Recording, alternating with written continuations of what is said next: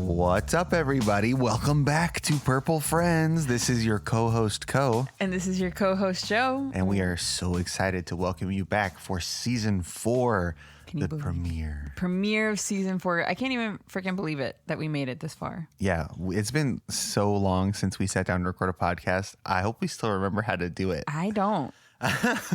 Yeah, so that's going to go really smooth, I think. I think so. And you know what? Maybe this was the most appropriate episode to start with then. Yeah, totally. Yeah. I feel like so much has happened in like the month that we were gone. I know. When I was reflecting on like my little gratefuls, I had so many. Oh, yeah. Oh, my gosh. Well, feel free to do more than one. Yeah, I have a couple too, I have actually. one, I'm going to say. For sure. Okay. Should we go ahead and start those? Yeah, I mean, why the heck not? Yeah. We're here. That's what they came Y'all for. are here. I mean, we're a week delayed because, maybe I should say, because I feel like it happens a lot. My entire life I've struggled with canker sores. It's like either a stress thing, a what I ate thing, a period thing. I don't freaking know. Never known. But sometimes they get really, really bad and it's really, really painful to talk. And I like worked 30 hours straight basically last week, nonstop talking. Yes, yeah. That's important to know. And I was like, I just can't. Yeah. Especially not if I wanted to be in a fun vibe. Yeah, yes. We don't want you to be recording while you're in pain. Yeah. We want you to be taking a break while you're in pain. Yeah. I'll gladly do it for my clients, but not for my listeners. Yeah. I feel like on those days with your clients, do you prep them like, I'm going to do like maybe 20% more listening than normal this time, like a little less talking? I mean, don't get me wrong. Sometimes I'm usually pretty transparent with my clients if I have a headache, if I'm whatever, if this or whatever.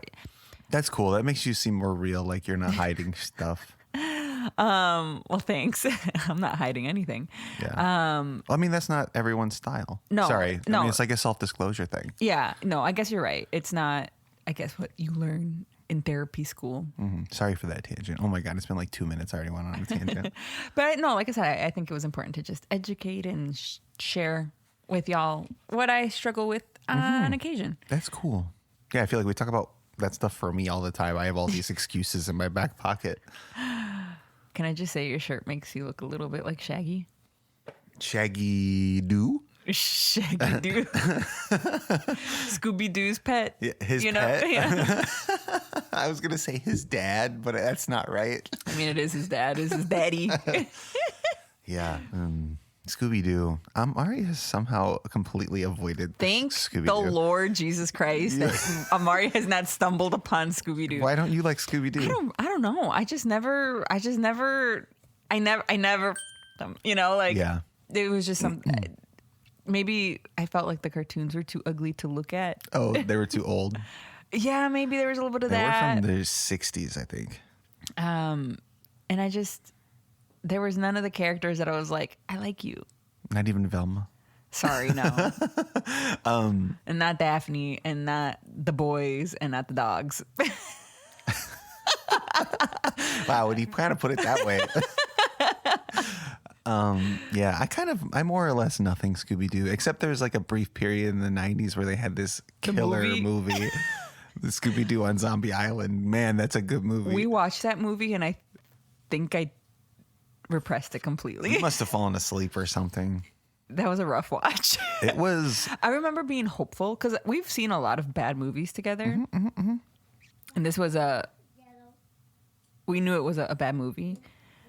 And I couldn't get past it. I couldn't even hate watch it for fun. I have to take umbrage. I don't remember it being a hate watch bad movie on my end. That might have been two separate experiences. Correct. I don't remember sitting down and watching it together. So that makes sense why you really don't.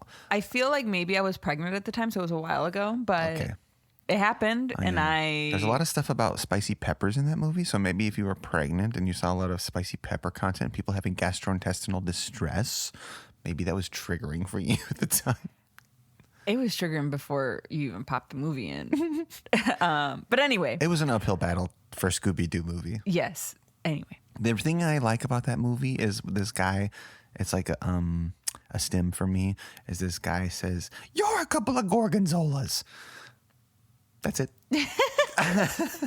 Should we talk about our little gratefuls? Holy cow. Yeah. That was a big tangent about Scooby-Doo. I was trying to move past Scooby-Doo a while ago. Sorry. It's only been 5 minutes. Everyone's still here. Yeah, y'all, they like it. They like the Scooby-Doo content. Unless they're like big Scooby-Doo stands. Like me, so let's move on. Wait, Scooby-Doo stands? I did say Scooby-Doo stands. Oh, I thought you meant like haters. I thought you were gonna say haters, so that's why I was like me. No. Anyway, my little grateful, because I have so freaking many, truly. Yeah. Just putting that on the floor so it doesn't vibrate the table. That's fine. I have so many. I have two very, very good ones that I can't stop talking about and I can't stop thinking about. Hit me. I'm going to do one, and then maybe later, if we do a second one, I'll do the second one. Or maybe I'll just save it for next week. You'll have something new to be grateful for next week. Yeah, but this one will probably still be at the top. Okay, my little grateful gets me so excited just even thinking and talking about it is when we went to a concert. Oh, yeah. That is seriously, yeah. Yeah, we went to a concert. What was it? Like 2 weeks ago now? Yeah. 3 weeks ago now? Yeah. Oh, it's too far. It's too far now. But we went and saw Ca7riel Paco Amoroso at the Aragon Ballroom. And one, I love the Aragon. I love the Aragon. I love general admission. I love standing, bouncing and dancing and jumping. And Ca7riel Paco Amoroso, literally, that's all I've been listening to in 2026. Yeah, that's true. And by extension, me too, honestly. Yeah, it was contagious. So Corey is now a huge stan. I had just so much fun. I nearly passed out 5 million times. Every song was banger after banger after banger after banger. Oh, it was like nonstop. They started with the song that I wanted to hear the most, and it was like from 0 to 100 right away. And then to continue that for the rest of the concert, I just didn't have the stamina. I was not prepared. I was singing and screaming and dancing, and it was incredible. And I'm still living that high.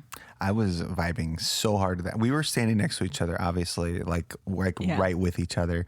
We were bouncing together and dancing, but we basically didn't interact because we were both so like vibing with the music. We would maybe like check in with each other and then go back. Awesome. Yeah. Like, oh, the song. Like, yeah. Yeah. Oh, it was so good. If anyone likes very fun, hype, vulgar Spanish music, these guys are your guys. Yeah. Do you want to recommend a song for new listeners? For new listeners, I mean, No Me Sirve Más, I think is just really good. I think it's not as vulgar. Yeah. That's a good one. It's nice and hype. Also, Dumbay. You can't go wrong with Dumbay. Yep. So there you go. I would say probably. Todo Ray. Oh yeah, Todo Ray is good, but also from I would say check out their NPR Tiny Desk. Oh yeah, thank you. That's a very good. I mean, that's what got them hugely famous. Yes, hugely. It's like one of the popular. top 10 most viewed of all time. It's number 7. Number 7. Tiny Desk concert. Yeah. Ca7riel Paco Amoroso. Ca7riel is spelled with a 7, so any names that start like doesn't start with a 7. There's a 7 in his name. Ca7riel. Ca7riel. Spotify. As AI voices pronounce it. But their Tiny Desk concert is incredible. I think I've seen it like 30 times. And they have like concept albums. So like every single album has like a short film to go with it, and they're all bangers. Like, I just love these guys. They're hilarious. They're so funny. They're from Argentina, which I don't... Anyway. But they're good boys. But they're great boys. I love them. I love them. And they're our age. Yeah. So it's not like I'm like listening to like poppy teen girl music of like a decade. You know what I'm saying? Because like everyone's like listening to like Olivia Rodrigo, which is great. You know, she's great. But I feel some type of way as a 30-some-year-old. Yeah, listening to like if somebody caught you, you'd have some splaining to do. Maybe not some splaining to do, but I feel like I don't know. Am I trying to be too cool? Maybe. I don't know. I listen to Olivia Rodrigo. You do? I listen to a few songs, yeah. I just bought her wings on Fortnite. Yeah, nice. She's in time. She's in Fortnite right now, and she's been there for like a month. And I was like, fine, I'll get these butterfly wings. Anyway, that was my little grateful. My little grateful is for the sunflowers that we've been growing for the last few months. Yeah, in the month since we last spoke, like bloom. a bunch of them, bloomed, and they're gigantic and they're so beautiful, and I love them so much. And it's been so cool because I don't know. I mean, for anyone who's never like grown sunflowers or like been able to like see the slow change of a sunflower over time, it's really interesting because it's like a gigantic flower, obviously, and you can really see what's going on as it like changes and like goes through the different stages of its life. And also, it's just so fun to see all the bees on the sunflowers. They love the sunflowers. It's so awesome. It is very awesome to see them on there. I get a little freaked out. Like when I saw the inner workings of a sunflower, I was like, I don't know that I'm supposed to be seeing this. Like, it felt like something out of like Scavenger's Reign or something. A little bit. It was a little kind of like creepy, a little like the little spokes that like puff out the little pollen for the bees. Kind of gave me a little bit of like, I don't know. Heebie-jeebies? A little bit, yeah. But yes, they've been very fun. Yeah. That was a good little grateful. Hey, thanks. What do you say? It's been, oh my gosh, it's been a 10-minute intro. Should we get to our They don't topic? even know what we're talking about. Yeah, we didn't even say it. Y'all don't even know what we're talking about. Dude, okay. For real though, this season, we have a lot of, I think, good topics. Yes, we have a bunch like lined up on deck. Yeah. And the first one, so maybe you can start to get the vibe of what's coming up this season. Today, we're talking about bed rotting. Bed rotting. I mean, how appropriate. Maybe not in the summer, but as we're, some of us. Yeah, actually, probably. But I think everyone has maybe struggled with or at least knows of bed rotting. If not, we will define it for y'all. Yeah. It's very much a part of the popular zeitgeist right now. People talk about it online all the time. Should we define it? Obviously, it's not like a clinical definition. Bed rotting is very much slang.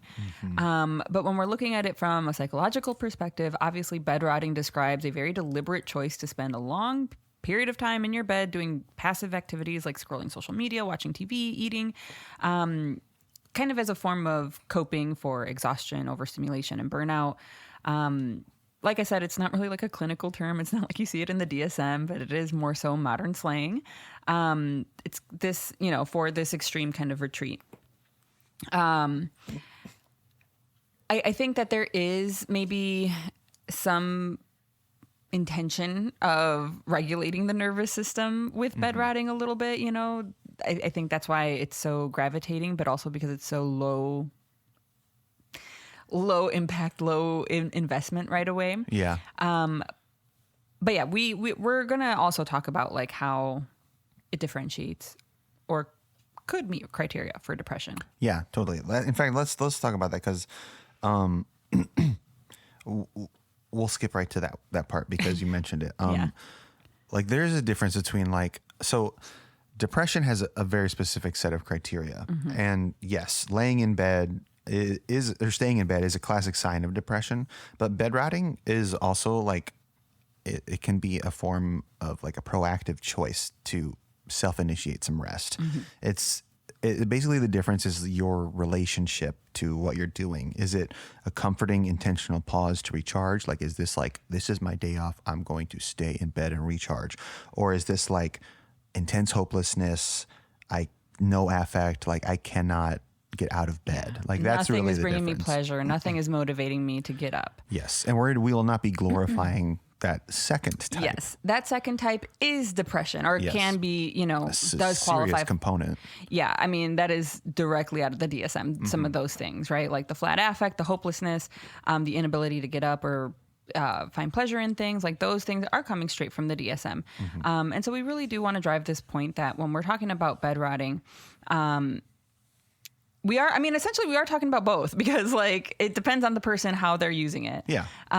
But there are these kind of, I guess, two forms, right? One more so, like you said, a more of a protective, proactive way of resting. Cause it's, and I think it looks different. Yes. I think like you can tell, like if you walk into someone's room and they're laying in bed, you can tell if they're bed rotting for like proactive, like I'm just resting on my day off versus like, I've got all my stuff. I've got all my gadgets and my treats and everything. Versus like, this is like a depression den. Yes. And so be mindful of yourself. I mean, we'll talk about ways and how to do that, but like, yes, we're going to talk about both, I guess. Yeah. Also the name bed rotting is not great. It has like obviously a very negative connotation, like rotting. You're rotting away in bed. Yeah, it's like decay. Yeah, Death. it kind of like very much plays into this myth of like this is a laziness thing, like it's a lack of thing. willpower, moral failure, laziness.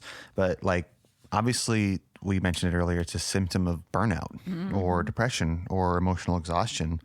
Or honestly, just keeping up with today's capitalistic society. Yeah, burnout. I mean, yeah, Yeah. basically, like your coping reserves are empty. And, you know, I appreciate you bringing up this idea of like the laziness myth because I think like people can't untether those two things. Yeah. Being in bed and like feeling like you're being lazy. But yeah, hopefully we can start to like help y'all define for yourselves like when it is okay and you can give y'all selves permission to rest versus like challenge yourself and be like, no, maybe it's time to get up. Yeah, totally. There is another misconception, you know, so we've talked about a few already. But this idea that like, and this is something that I talk about with clients a lot, right? This idea that like bed rotting or just simply scrolling is restful. Because they'll be like, oh, by the end of the day, I have no other energy. All I can do is sit on the couch or sit on the bed and just scroll. But then they'll say like, well, I don't feel rested or I'm exhausted or I feel worse or I'm more anxious or all the things. I feel guilty because I didn't do anything productive. And I instead of resting, I stared at my stimulation box. yeah. Yeah, because I mean, it sure as hell is a stimulation box. Biologically speaking, the constant like dopamine hits and blue light really do keep your brain hyper aroused, meaning that your body is, maybe physically resting, but your mind does not get any of that rest. In fact, it kind of remains overstimulated. Yeah. And so if we're talking about the like efficiency of coping skills, maybe this is not the one. And again, we're not saying not to rest, not to sit and scroll, or that's not okay. But it might not be as effective as what you're expecting it to do. You know, you might think like, oh, all I have the energy to do is go to work, come home, do that, and go to bed. And we're going to help you break that cycle if you find yourself in that cycle. Yeah, totally. But of course, we want to take a stop at the intersectionality intersection. You go. No, you go. You go. No, you go. No, you go. I'm not going until you go. Good, because I have a lot to say. Yeah. But you could go ahead and start. Well, I have just more to wanna say later. Okay. Well, just the general idea, like the ability to choose and stay in bed for an entire day is, of course, very privileged. Like people who work hourly, people who work multiple jobs, who don't have paid time off, they cannot engage in this trend or do any kind of bed rotting whatsoever. Also, like on the other side, the intense pressure of having one of those low wage or exploitative jobs drastically increases your need to do something like bed rotting and get like a drastic amount of rest. Yeah. I mean, that is just one of the ways in which people might not have access to or have the privilege to rest in this way. But other things like caregiver responsibilities, I think of like parents, multi-generational caregivers, individuals with dependents that cannot just simply like log off from their responsibilities. You can go AFK to somebody who's relying on you to survive. Yeah. I mean, and so that idea, I think like can feel really, what's the word? Complex. You know, maybe you might want to do that, or maybe you feel angry, or if you see someone bed rotting, you might experience a lot of frustration with them. Because again, like, and this is where I think it leads into some cultural aspects as well, because again, if you live in depending on who you live with, if you live with family, if you live with a multi-generational family, you know, there might be cultural expectations too of like, you can't stay in bed, you know, you have to be with the family or you have to be doing something. You have familial duties. Yes. Or similarly, like I think about women and how women have been socialized to just always be productive, always be doing something. Like I have so many clients, particularly female clients, who struggle with that, you know, who feel very, very guilty and struggle with fighting that guilt because they always feel like they have to be productive or they can't shut it off, or that time can be better spent doing the laundry or spending time with their kids, which is fair. But again, we're running ourselves to the ground, and we're trying to build a balance, essentially. Mm-hmm. Another thing related to the caregiver, like burnout and responsibility, is this idea, and I didn't even know this had a name. When I was doing research for this, I read this and I was like, oh no, it me.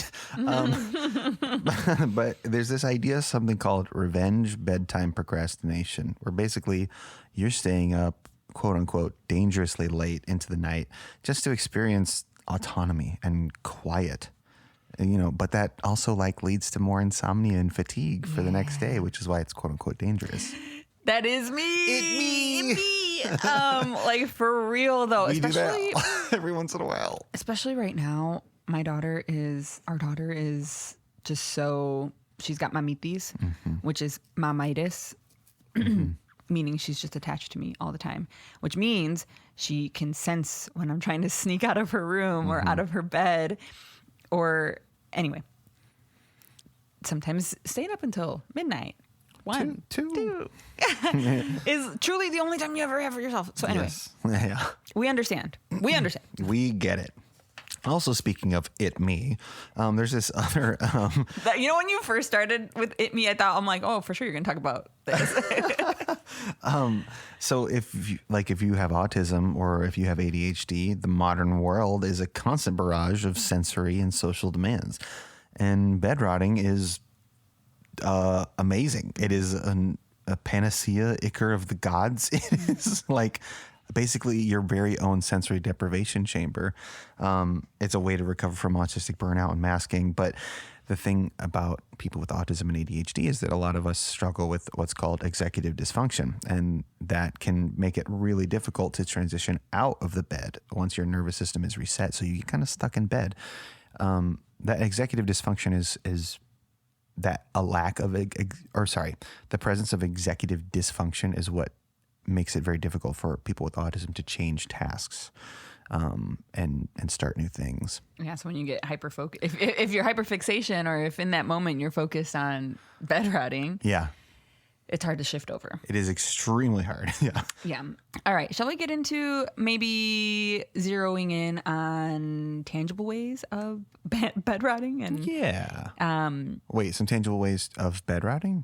Yeah. Oh yeah. The ways to do it in a cool way. Yeah, in a positive way, in a way that can be beneficial. Muy chévere. Muy chévere, sí. Yes. Corey learned that word nearly hours ago. Good use. Yeah, some real applicable techniques. Some RATs, some RATs. I like that. I never want to say real applicable techniques again. I only ever want to refer to them as RATs. Okay. Rats, and writing that down. All right, so the first rat. Yeah.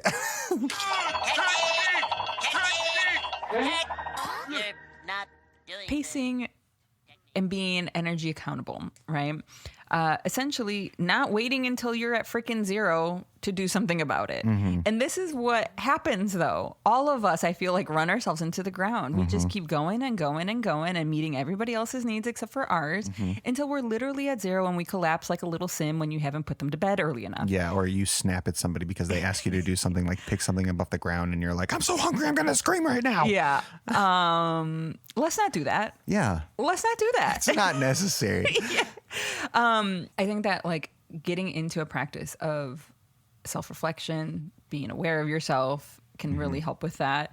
Doing these micro things, right? Like I always talk about doing things incrementally. So rating things, using some sort of rating scale so that you know where you're at. Yeah. I kind of use the example of like your phone battery. Like when we wake up in the morning, hopefully if you've charged it, it's like at 100%.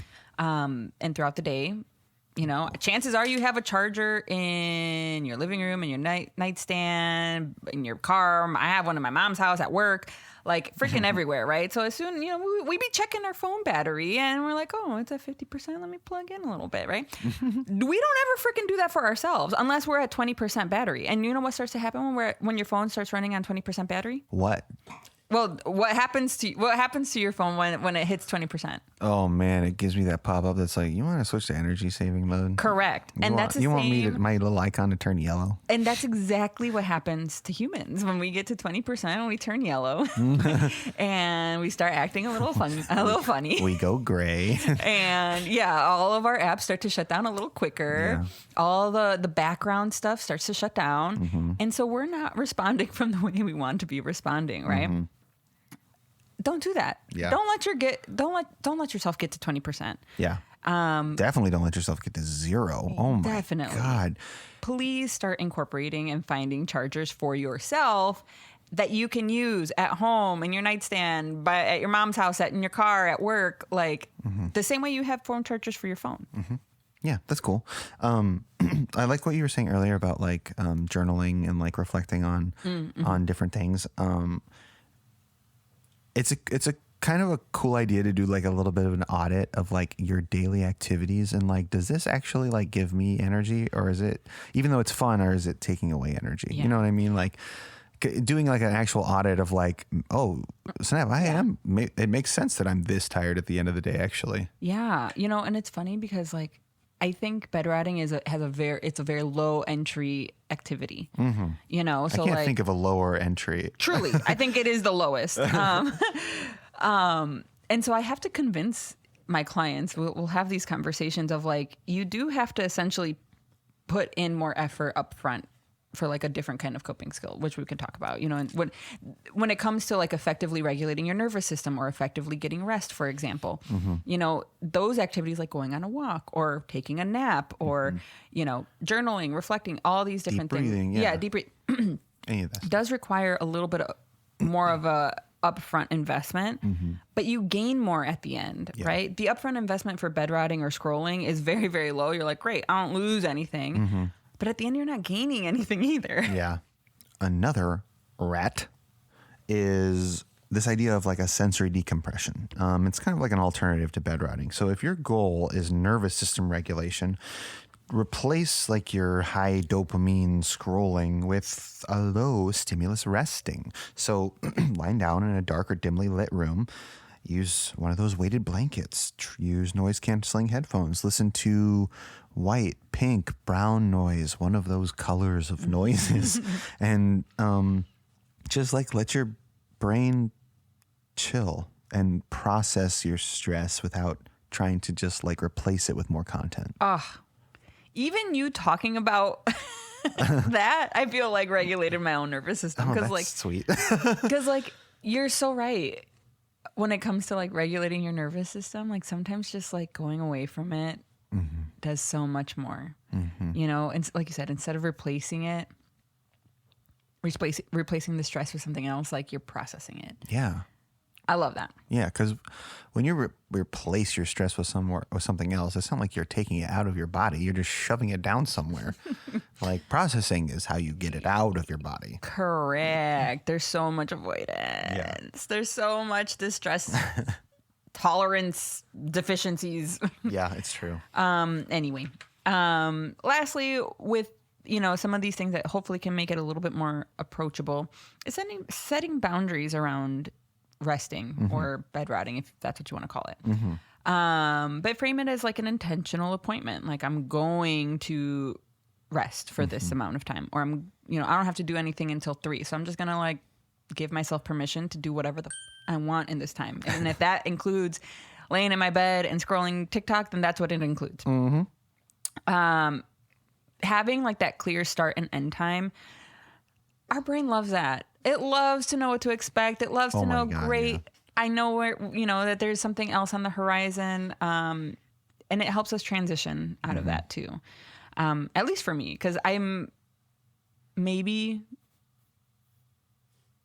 exploring my own struggles with like attention and focus, and having time constraints and boundaries is pretty helpful for me. Yeah. Okay, so let's say that these rats are not so easy for you to put into your life. Let's say you got some obstacles. Let's talk about some of those. So like when someone tries to rest, but they spend the whole time thinking, oh my God, I have other stuff I should be doing. I need to be doing something else. I cannot get any restful rest laying here. I can only rest if the house is clean. I can only rest if all my homework is done. I can only rest if the kids are in bed. Yeah. I mean, here's something radical you could try. If your brain is literally screaming at you, like blah, blah, blah, blah, blah, you got to get out of bed. You have other stuff to do. Scream at it Scream back. Literally say out loud, my body needs rest. This is non-negotiable. Yeah. And you know what? Reframing that. I mean, that's essentially what you're doing, right? Is by saying it out loud, it hits different. Mm-hmm. I say that all the time. That's why I encourage people to journal. That's why I encourage people to reflect or talk to someone, because it hits different when you say things out loud. Yes. I just want to say, tattoo this on your arm. Mm-hmm. Resting is a productive use of your time. Yeah. Resting is productive. Yeah. That's it. Yeah. Okay, next obstacle for the rats. Hold on, wait. Yeah, no, I'm following. Okay. Rat obstacles. Well, I don't want it to feel like an obstacle. It's not like isn't that like person who has the obstacle is a rat, and like an obstacle is like a tube in Tube Town. No, this is an obstacle for the rats. For the real applicable techniques. Okay. Yes. Yeah. Yeah. There's people who are struggling with the rats. People who have rat problems. Yeah. I'm kind of losing this metaphor. I'm probably going to go back to what it was called. Anyway. No. Okay, fine. We'll keep it with rats. So we kind of talked about this a little bit earlier with executive dysfunction, but feeling completely stuck in bed, feeling paralyzed, unable to get out of the bed rotting mindset. From one extreme to the other, from the people who can't stay in bed to the people who can't get out of bed. Exactly. Yeah. But basically, like, you got to start small. You got to wiggle your toes. Yeah. You got to flex your ankles and stuff. You got to slowly do what you can to just angle yourself out of bed. Move your legs one at a time, whatever it takes. If only your arms work, drag a leg out of bed. Yeah. I don't know. And that's how you start. Baby steps. Because once you're sitting on the side of your bed, it's a lot easier to change into something else. I think that the side of your bed is kind of like a springboard for anything. I feel like, I don't know if that's just me, but like if I'm never sitting on the side of my bed for more than like 60 seconds at a time, probably. That's you, buddy. Yeah, that's just me. What are you doing on the side of the bed for so long? I'm putting my socks on. That's it. Contemplating my day. Well, there you go. I mean, that's what I'm saying. Like, you can't sit there and contemplate forever. Yeah. You're like halfway standing up already. True. Yeah. At that point, might as well. Yeah. At that point, might as well. Yeah. That's the whole point of this. Correct. Yeah. I mean, we got there. Yeah. We got there. Yeah. Oh my God, that's funny. And that's I think maybe the next step, right? Like once you're there on that springboard, finding things that get you excited to take that next step, right? Like for me, it is getting ready for my day. Yeah. I really enjoy getting dressed, doing my hair and makeup, or just, I don't know, washing my face. Yeah. Getting ready for the day. Yeah. Because it to me, it signals like it's daytime. Yeah. It's go time. I mean, there's other things too. Like you could open your window. Yeah, and make your coffee and drink it. Yeah, yeah, exactly. Like morning routine. Yes, you know? yes. Do a little routine. Routines help establish habits. That's a really good thing to do. But now this is the unspoken obstacle that we haven't really talked about. But I mean, we said a little bit, but this is probably the biggest one for most people, is that your environment is not conducive to resting. Either it's not quiet, it's not safe, it's not like available, it's overcrowded, there's some sort of systemic issue. You have to, in the face of that amount of adversity, you have to shift the focus to small pockets of you being in control of your autonomy. And you have, if you can't have a full day or even a full hour, 10 minutes in a parked car or a quiet corner of a local park, or use your noise canceling headphones to make your own internal boundary and just be and validate that this horrible situation is unfair, but it is still within your control to try. Yeah, absolutely. That's such a good point, that it is, we have to be able to cultivate these moments and these spaces, right? Whether it be a space or a moment, a time.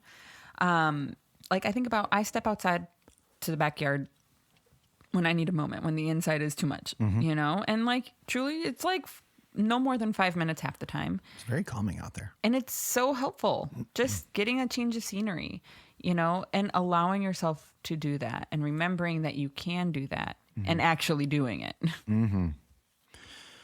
All right. We talked about all these obstacles. I think it's time to talk about some hope for the future. Yay!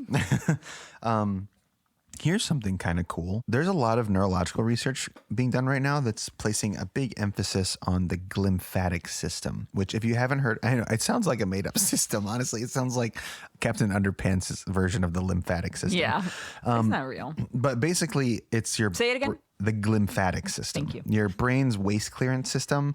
It's usually happening when you're in deep sleep. Basically, like while you're sleeping, your brain cells shrink and it allows cerebrospinal fluid to kind of like wash away cellular waste, like built up proteins and stuff. It's like the toilet for your brain.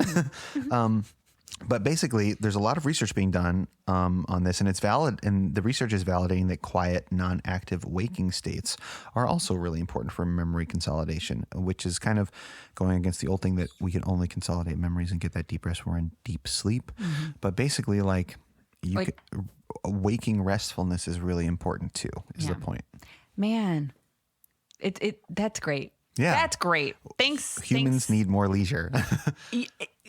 Thank you. Because like, honestly, like I see all my clients struggling every day with just like trying to fit everything in one and trying to fit everything that is not fun, that they don't like. And these are people who don't even have a grind set. These are people who are just saddled with like nonstop stuff because that's how life is. And it sucks. You know, I so many of my clients, I think, feel so stuck in that. And it doesn't have to be like that. Like I think the other day we were talking about time and how time is just a construct and how like time literally means nothing, you know? And I forget what we were talking, but it was essentially to kind of like convince myself, like, it's okay for me to like sleep in or whatever, or to do this or to do that. 'Cause whatever, the government decides 2 times a year that we can just change the time for no good reason.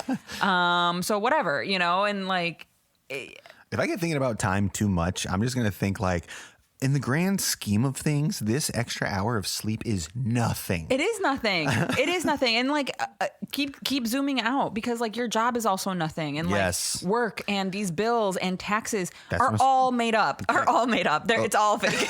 Don't get us going, you guys. Don't get us going. But essentially like, the whole house of cards. It's just cards. It's not bricks. And like, maybe this is another like, well, actually this leads directly into another one of our points for the future or whatever, hope for the future, in that like culturally speaking, generationally speaking, I think that we are moving away from that hustle culture, from that grind, from like girl bossing. We love being overworked and being workaholics. Yeah, I mean, I think there's still some weirdos out there doing it. Yeah, absolutely. Sorry if I just called you a weirdo. But culturally speaking, I think that there is this desire and push to move away from that. Thank God. Yeah. Because like this is your life, y'all. You like get one. Not only do you only live once, you're only young once. You're only healthy as long as you're healthy. Like it's all fleeting. Yes. Time is nothing. Yes. So like for the next hour, like really think about how you're spending it. Do you want to be spending it scrolling? Do you want to be spending it, you know, doing extra work for your boss who doesn't even care if you're alive and will replace you in a second? Like, do you want to be stuck in the house again, doing the chores? And I'm not saying that these things aren't important. I'm not saying that. Right.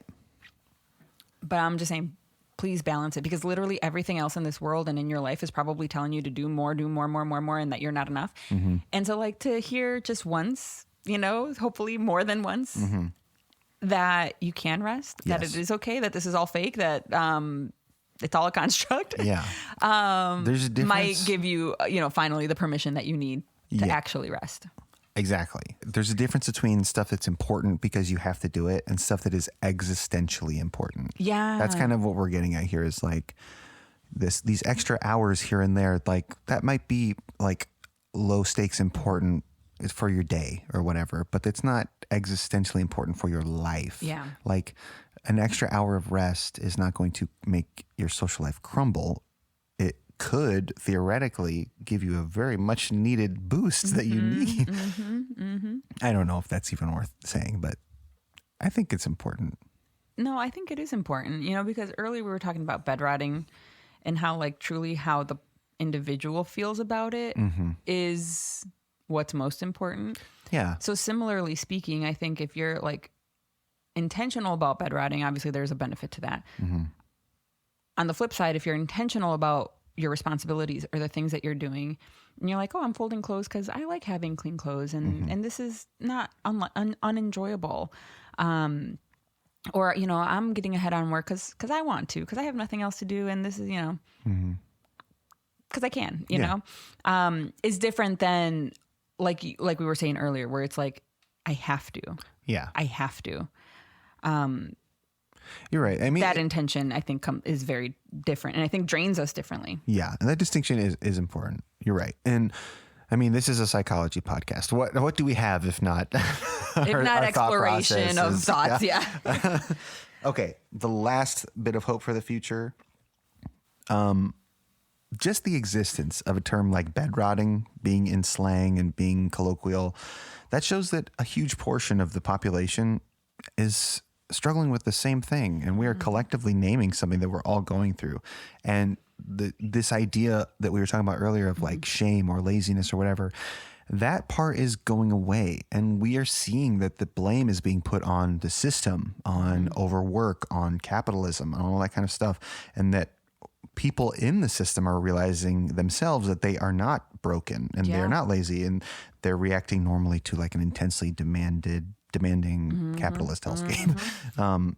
And naming something is always the first step toward collective healing. Yeah, I love that. And I think it always boils down to that. A lot of the times, like, these symptoms are normal responses to systemic issues, right? Like, bedrotting is a normal response to being overworked and living in a late capitalistic society. Yeah. Being totally burnt out. Yeah. That's a very normal thing. Yes, very, very normal. And like, I think what tends to happen, like you were just saying, is that we internalize it. I'm broken. What's wrong with me? Versus externalizing and realizing my job sucks. This is not really possible. Yeah. The system has been made to make me fail, or like whatever the saying is. Yeah. So yes, we'll talk about some other very normal responses to systemic issues in this season. Like, we'll give you a glimpse. We're going to be talking about doom scrolling, for example. Like, that's another very normal response to systemic issues, right? Like the fact that we have a doom scrolling machine that is constantly fighting for our attention 24 hours a day. Correct. So we'll talk about, honestly, like some of these, I think, newer ways of conceptualizing what we're struggling with. Like again, like bedrotting is a new word, a new concept to describe something that we're collectively experiencing that is relatively new. Doom scrolling is new. Yeah. The effects and responses to it are new. So yeah, I think we're going to do a lot more exploration of that. Yeah. Something else even newer, I think, is doom spending, which I can't wait to do an episode about. Doom spending, AI, or what was I just thinking of? Like Instagram face or body checking. Like, these are all things that are like more so social media and like technology rooted. What? It'd be really cool to do an episode about nihilism. People who are just like, meh. I can't. Like, I'm not going to, it's nothing matters. And I'm not going to be a part of it. Like are you talking about like the apathy problem that we're experiencing, and like the yes, that's what I'm referring to. Like the this kind of, and like I feel like that veers into like the millennial sarcasm. Nothing is serious anymore. Kind of like there's okay, yeah. We have a lot. There's a lot. Yeah, sorry. Y'all are hearing a little bit of our brainstorming here. Anyway, we really are so grateful that you guys are here with us again today for season 4. Yeah, season 4. And by the way, new logo for season 4. Oh, yeah, new logo. Thank you for making that for us. Thank you. I like it so much more. Yeah, I do too. I think like it looks great. So much more. So much simpler. So much simpler. My eye isn't tired of looking at it. Yeah. And now we can change the way that we look whenever we want. Yeah. And not feel like we're infringing on our own trademarks. Yes. So thank you so much for joining us. Shall I do the housekeeping real quick? Yeah, because I'm like, I don't freaking know. Let me run through it really quick. Of course, you can find us at purplefriends.org. You can go there for highlights. You can also access Vibe Therapy services from there. You can get a free 15-minute consultation. You can follow us on Instagram, Purple Friends Podcast, or Vibe Therapy Services, and we get lots of really good mental health related content in our feed, and we share our own little gratefuls on there, and you can share them with us as well. If you want a free 15-minute consultation with a therapist to see if therapy is a good fit for you, you can visit vibetherapyservices.com/free to schedule a 15-minute consultation. With Jocelyn. And by the way, there is no wait list. And we would also really appreciate it if you would give our podcast a rating on whatever platform you're using to listen to it right now. Right now. Like as you're listening to this, what if you rated it right now? That would be so cool of you. That's seriously like the easiest and freest way to support that would be so us. Cool of you, yeah. And connect with us. Yeah.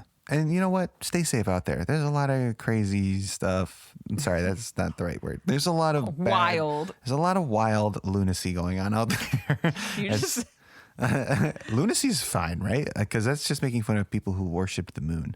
So that's not any individuals who have been marginalized in our society.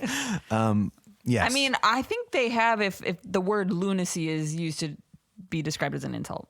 But are there any people around who... In the area?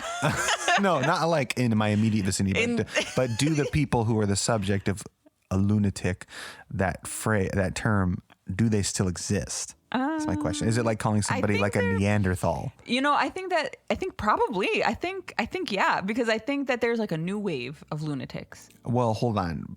Are you talking about just general people who worship the moon? Because I don't think that's necessarily the same thing as a lunatic. I am completely speaking out of my ass right now. I don't know the meaning of lunatic. Stay safe, y'all. We love you. Stay safe. People don't out there listen to us. trying to hurt us with their bad diseases. Don't eat the lettuce. Don't eat the stuff. Oh my God. Watch out for all the produce, y'all. We love you. Stay safe. And we love you. We love you. Bye.